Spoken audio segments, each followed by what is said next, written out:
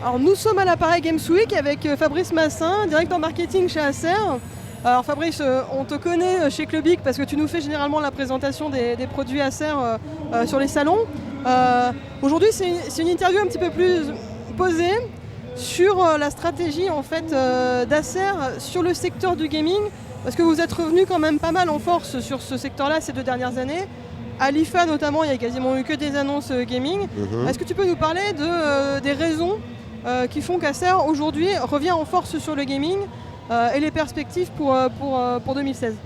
Alors, tout à fait. Quand on voit tout ce qui a été présenté depuis, on va dire, un peu plus d'1 an, on était déjà présent à la Paris Games Week l'année dernière. C'était notre première présence. Je crois qu'Acer n'était jamais là avant l'édition 2014. On a eu un beau stand. On a présenté des nouvelles gammes de casual gaming. On avait déjà des tours Predator depuis 7 ans. On avait lancé des écrans depuis 4-5 ans gaming. Et c'est vrai que cette année, on arrive avec une gamme qui est ultra complète, ultra large. On en a parlé plusieurs fois. On a à la fois une gamme dédiée casual gamer et une gamme dédiée pro gamer, hardcore gamer, qu'on n'avait pas avant, qui permet d'aller rivaliser avec le meilleur du marché aujourd'hui. Et on a tout de suite vu un succès, c'est que l'année dernière, on a récupéré la place de numéro 2 sur le marché du gaming.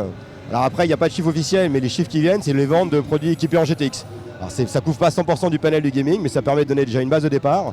Et on est passé numéro 2 grâce à la gamme qu'on a lancée, les V-Nitro. Et cette année, avec les gammes Predator, donc, qui couvrent les desktops, les PC, les tablettes, les téléphones, les vidéoprojecteurs et les tours, on s'attend vraiment à dépasser les 20% et atteindre rapidement les 25% de part de marché et de rattraper très rapidement le leader du marché. Alors c'est vrai que vous êtes une marque qu'on peut attendre sur des ordinateurs, donc là typiquement les Predator. C'était un peu plus surprenant pour le grand public de voir arriver des tablettes gaming Acer. Vous faisiez des tablettes à grand public avant. Et il y a aussi le smartphone, alors le fameux smartphone qu'on ne peut pas encore voir, mais donc il y a vraiment d'un côté le retour un peu aux sources des produits gaming, mais aussi voilà, la recherche d'autres formes en fait, de support gaming pour toucher un public plus large. Donc ça c'est vraiment une stratégie qui est intéressante pour le coup. Alors c'est à la fois une stratégie, en même temps on répond à des besoins du consommateur. Aujourd'hui, quand on voit le nombre de personnes qui utilisent leur tablette et leur téléphone dans les transports en commun ou même à la maison pour s'occuper 5, 10, 15, 20 minutes, 30 minutes, et le nombre de jeux qui sont téléchargés, alors des jeux gratuits ou des jeux payants, on s'aperçoit que le jeu, c'est plus que la console comme avant, où avant il y avait 2 univers, on va dire la console et les PC, et à chaque fois il y avait 2 profils de consommateurs très différents ou de joueurs.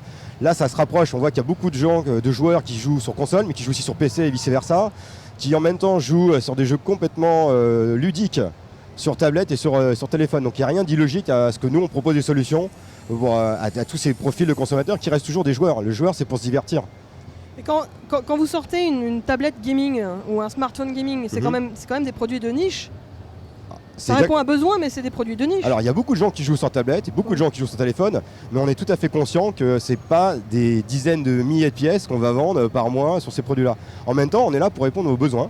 Il y a toujours des gens qui vont jouer et avoir des tablettes un peu meilleures pour jouer. Avec quoi nous, on apporte quoi? On apporte un retour de force, une qualité d'écran et on apporte du son. C'est un peu ce que demandent les joueurs aujourd'hui, c'est d'avoir un bon gameplay, d'avoir un bon son, parce que si on n'entend rien, on est moins dedans. Et le retour de force, c'est quand même sympa, surtout sur des jeux voitures. Alors encore une fois, ça ne va pas toucher tout le monde, mais en même temps d'être une bonne tablette gaming, ça reste aussi une bonne tablette. Donc on peut faire d'une pierre deux coups.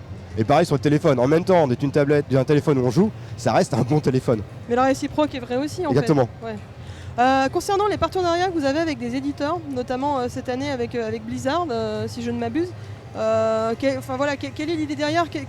Pourquoi à un moment donné vous vous êtes dit tiens on va se mettre en partenariat avec des éditeurs de jeux? Alors déjà c'est pas à tous les éditeurs, mais on a commencé l'année dernière avec des partenariats plutôt sur des jeux plutôt casual. On en a fait 2 ou 3 opérations avec Assassin's Creed d'Ubisoft. On a fait aussi des opérations avec PES de Konami, d'NBA 2K, qui étaient plutôt des jeux casual qui correspondaient bien aux produits qu'on mettait en vente et qu'on démontrait par exemple sur la Paris Games Week. Là on est passé sur un cran au-dessus, sur des jeux vraiment dédiés, une communauté gaming, PC, pas forcément e-sport, et Blizzard. Et Blizzard, pour moi ça reste un choix naturel, pour moi ce sont font partie des meilleurs, c'est un des leaders du marché du jeu sur PC, qui a on va dire, une offre très très large en termes de jeux, Heroes of the Storm, Starcraft, Hearthstone, voilà, qui sont des best-sellers, des meilleures ventes. Et il y a une vraie logique, c'est qu'on a aussi des teams Acer sur ces jeux. Donc on a une team Acer sur Starcraft, on a une team Acer sur Heroes of the Storm. Quoi de plus logique, ou de logique on va dire, de faire des opérations qui touchent les consommateurs avec des jeux sur lesquels on a nos teams qui sont champions du monde, champions d'Europe ou des choses comme ça. Et puis j'imagine qu'en plus d'avoir des teams qui utilisent vos produits vous permet d'avoir des retours assez spécifiques venant de la part effectivement de ProGamer finalement. Donc ça vous permet d'optimiser vos produits. C'est l'avantage qu'on a. On a commencé avec une équipe il y a 7 ans. Là aujourd'hui on en a 7. On va dire qu'on en fait une par an. C'est pas tout à fait ça, mais mathématiquement ça reste là-dessus. C'est vrai que ça nous permet d'avoir des retours pour nos ingénieurs. Parce que même si nous on aime bien jouer, on n'est pas des joueurs, on n'est pas des professionnels. C'est comme quand vous fabriquez des raquettes de tennis pour des professionnels. Bon, quand vous avez le champion du monde qui vous donne des indications sur votre raquette, ou pareil pour les pilotes de Formule 1, mais c'est la même chose. Donc ils nous donnent des indices, ça c'est bien, ça c'est pas bien, et ça permet d'améliorer les produits plus rapidement. Et alors pour 2016, est-ce que tu peux nous parler un petit peu des perspectives de ce qui va être annoncé? Alors tu vas peut-être pas pouvoir me dire ce qui va être annoncé chez Acer, mais c'est une direction dans laquelle vous allez continuer à aller en 2016? On a commencé en 2014, on a vraiment passé la seconde et la troisième en 2015, 2016, on va aller encore plus vite. Très simplement, on va être présent de plus en plus de salons. Donc là, cette année, on a fait la DreamHack, la Paris Games Week. On va faire un salon gaming à Toulouse le 28 et 29 novembre. Donc ça fait déjà 3 salons qui sont plutôt liés sur l'e-sport, le gaming en règle générale. Continuer à participer, d'aller au contact des joueurs. Des partenariats toujours au niveau des jeux avec Blizzard. Et après, toujours les teams Acer. On en a une 8e qui va être recrutée dans peu de temps. Donc, et d'essayer d'obtenir un maximum de titres. On travaille beaucoup la communauté gaming, tout ce qui est réseaux sociaux, grâce aux teams. Il y a quand même beaucoup de gens qui les suivent. Et c'est vraiment un créneau et un secteur très important pour nous. Et en plus, on a une vraie crédibilité par rapport à tout ce qu'on fait depuis des années.